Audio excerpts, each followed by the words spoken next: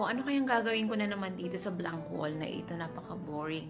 Wala pa man din akong budget para pang magandahin or, ano kaya ang gagawin ko? Isip-isip.